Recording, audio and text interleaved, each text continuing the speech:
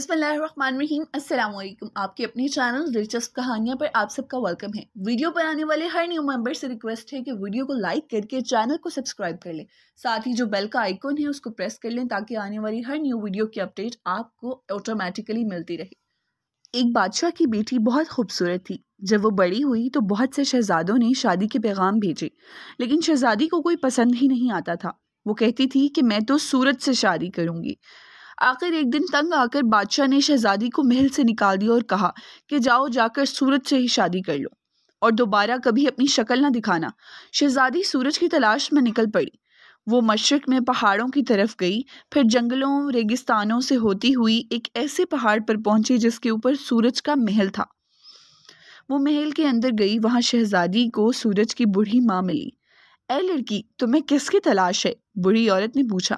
میں سورج کو ڈھونڈ رہی ہوں، مجھے سورج سے شادی کرنی ہے۔ شہزادی نے کہا، سورج میرا بیٹا ہے، میں تمہیں اس کی دلہن بناؤں گی، لیکن ایک بات یاد رکھنا، کبھی بھی اس کی آنکھوں میں آنکھیں ڈال کر نہ دیکھنا۔ بوڑھی عورت نے شہزادی سے کہا۔ شہزادی نے وعدہ کر لیا اور کافی عرصے تک اپنے وعدے پر قائم رہی، لیکن اسے یہ بے قراری تھی، وہ آخر شوہر کی آنکھوں میں آنکھیں ڈال کر کیوں نہیں دیکھ سکتی۔ ایک دن اس نے بوڑھی عورت سے پوچھا، آپ نے مجھے سورج کی طرف دیکھنے سے کیوں منع کیا ہے؟ نہ دیکھنے کی نصیحت کیوں کی تھی؟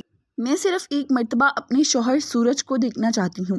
بیٹا، میں تمہیں سمجھ سکتی ہوں، بوڑھی عورت نے کہا۔ اگر تم اسے دیکھنا ہی چاہتی ہو تو ایک گلاس پانی اپنے شوہر کے سامنے رکھو اور اس پانی میں اس کا عکس دیکھ لو، لیکن یاد رکھنا، اگر تم نے عکس کو دیر تک دیکھا تو تمہیں نقصان پہنچے گا، اندیشہ ہے۔ اس شام جب سورج واپس آیا تو شہزادی نے پانی کا گلاس اس کے سامنے رکھ دیا اور اس کے چہرے کا عکس دیکھنے لگی۔ یہ عکس اتنا دلکش تھا کہ وہ سورج کی ماں کی نصیحت بھول گئی اور دیر تک اسے دیکھتی رہی، جس پر سورج کو بہت غصہ آیا اور اس نے کہا، اگر تم میرا ایک کہنا نہیں مان سکتی تو تمہیں میرے محل میں رہنے کا بھی کوئی حق نہیں۔ ابھی اسی وقت میرا محل چھوڑ دو۔ اس نے شہزادی کا ہاتھ پکڑ کر اسے اپنے محل سے نکال دیا۔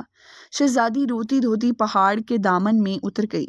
جب وہ وادی میں پہنچی تو سورج چمکنے لگا اور سورج کی روشنی نے اسے ایک خوبصورت سورج مکھی کے پھول میں بدل ڈالا۔ اب یہ پھول ہمیشہ اسی طرف کو اپنا منہ رکھتا ہے جس طرف سورج ہوتا ہے، اور اس لیے اسے سورج مکھی کا پھول کہا جاتا ہے۔ پیارے دوستوں، سورج مکھی کے پھول کی یہ کہانی آپ کو کیسی لگی؟ اپنی رائے کا اظہار کمنٹ سیکشن میں کیجیے گا۔ ویڈیو کو لائک کر کے چینل کو سبسکرائب کر لیں اور اس پیاری سی فیملی کا حصہ بن جائیے۔